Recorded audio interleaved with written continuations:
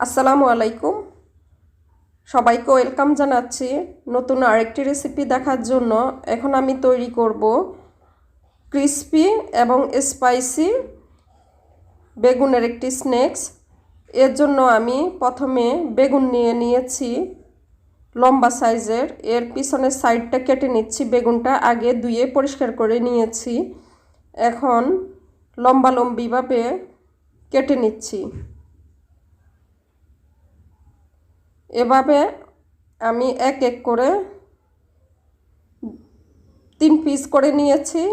আবার অন্য সাইডেও কেটে নিচ্ছি। কিভাবে কেটে নিচ্ছি একটু দেখুন।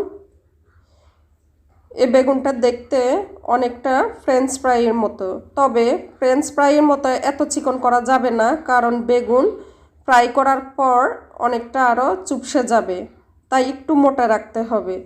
দুই পাশে আমি 3 পিস করে 6 পিস করে কেটে নিয়েছি। এখন আমি হাফ করে দেখাচ্ছি। যারা নতুন রান্না করছেন বা স্ন্যাক্স তৈরি করছেন তাদের জন্য প্রবলেম হতে পারে ফুল বেগুনটা ওইভাবে তৈরি করতে। আপনারা এভাবেও তৈরি করতে পারবেন, ওইভাবে প্রবলেম মনে হলে এভাবে হাফ করে তৈরি করতে পারবেন। দেখেন আমি কিভাবে কেটে নিয়েছি। আবার এভাবে একদম আলাদা আলাদাভাবেও কেটে ফিঙ্গার সাইজ করে করতে পারবেন। সব সাইজে দেখিয়ে দিয়েছি। আমি বেগুনগুলো এখন পানিতে ধুয়ে পরিষ্কার করে নিয়েছি। দেখতে পাচ্ছেন একদম ক্লিন হয়ে গিয়েছে, আর পানিটাও অনেকটা কালচে কালার হয়ে গিয়েছে বেগুনের কষে।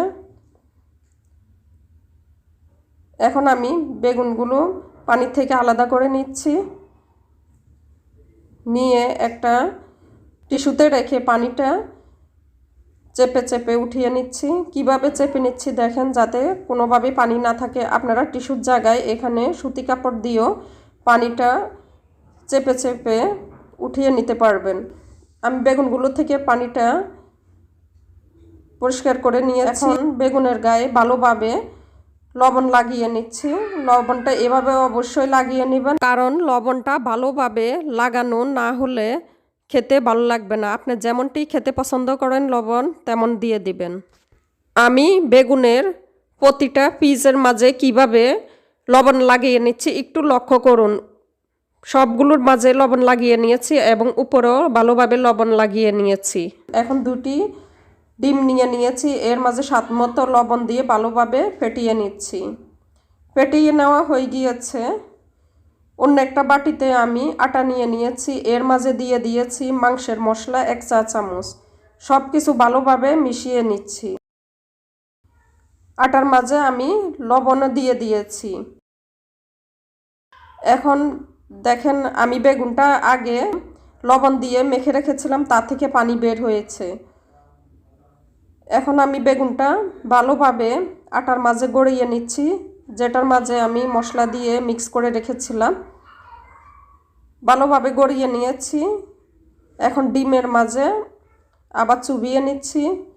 এপিট ওপিট ভালোভাবে চুবিয়ে নিতে হবে, যেহেতু এটা আস্ত বেগুন।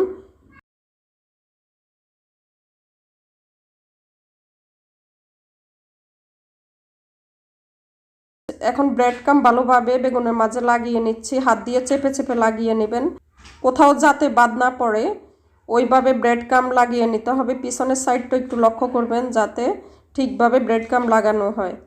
তো দেখেন আমি কিভাবে লাগিয়ে নিয়েছি, 2 পাশে ভালোভাবে লাগিয়ে নিয়েছি। দেখেন এভাবে আমি সবগুলো করে নেব।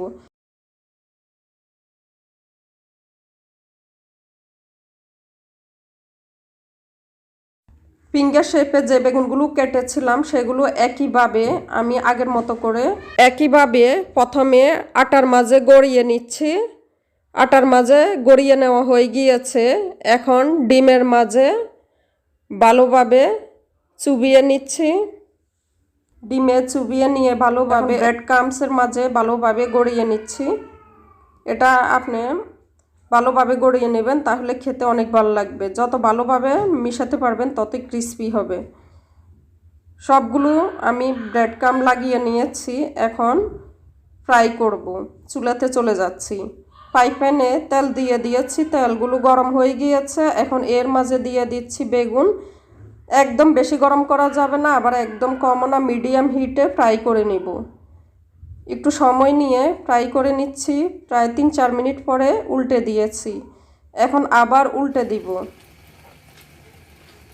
বারবার নাড়াচাড়া করা যাবে না, টোটাল 2 বার নাড়তে হবে। দেখেন কিভাবে সাবধানে নেড়ে দিচ্ছি।